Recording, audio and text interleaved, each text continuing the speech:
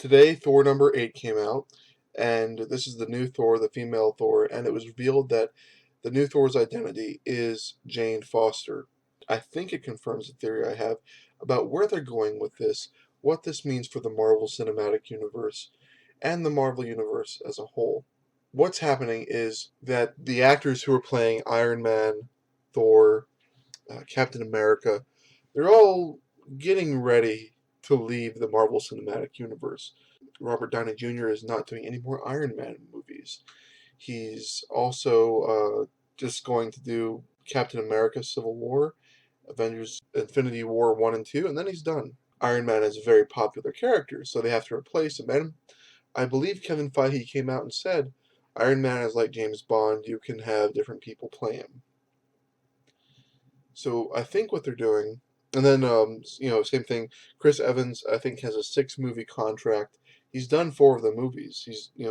Captain America, Civil War is going to be the 5th one, and then he's going to do probably only one of the Infinity War movies. And then I imagine Chris Hemsworth is in a similar fashion. If you have the Jane Foster female Thor, that's Natalie Portman. And then in Thor Ragnarok, they're probably going to introduce Beta Ray Bill. So you have 2 future Thor options.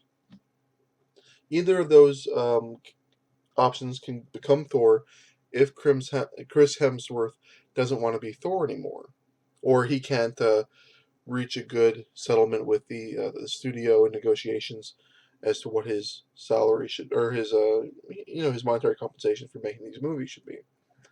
If you look at Captain America, we have the Winter Soldier and Falcon. Either of those can now be Captain America. After Infinity War, that's what he can do. They can go with whichever actor tests best. And then over on Iron Man, we can either have War Machine become Iron Man or Pepper Potts as Rescue. She can become Iron Man. That's so either character has different options. Then on the Spider-Man side, we see that they have Miles Morales, they have Silk, they have Spider-Gwen. Any of those options, if they introduce Gwen Stacy and don't kill her off, she can become Spider-Gwen. If they introduce Miles Morales, they can have him become Spider-Man when whoever they cast as Spider-Man is done playing Spider-Man. And they're going to take a hit for this. I know they're going to take a monetary hit for this. People are going to be upset with this. I mean, they already are upset with it, but they're not really going to love this.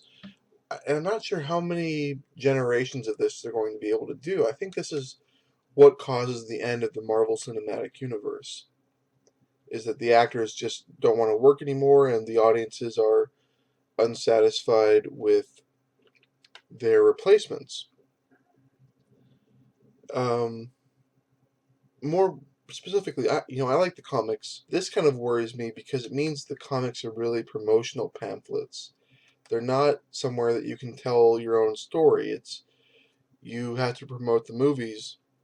You're not developing possible new plots or ideas for future Marvel properties. I mean, the movies and the TV shows make so much more money that you have to have some kind of relationship, and they've chosen to make the comics just kind of, like when Thor 2 came out, Thor the Dark World, they shifted away from this Gore the Butcher, the God Butcher storyline and went with a Malekith storyline.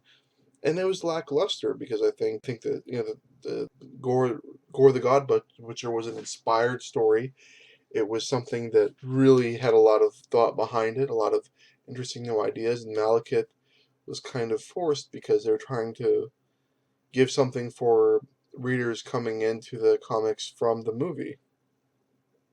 Maybe even an explanation, but that was kind of weird just because, and I hate to get on this tangent, but those 2 Malekith versions were so different. I'm not even sure why they went that route. One was kind of this androgynous, I mean, he's an elf. He's a fae. So, kind of witty wizard guy, and the other was just kind of like the space general, and just they're so different. I don't know even why they bothered to do that.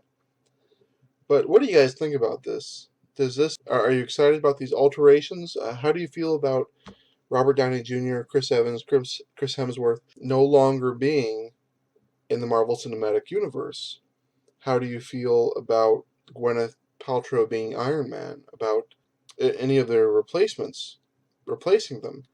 How do you feel about that? Let me know in the comments below. Thanks.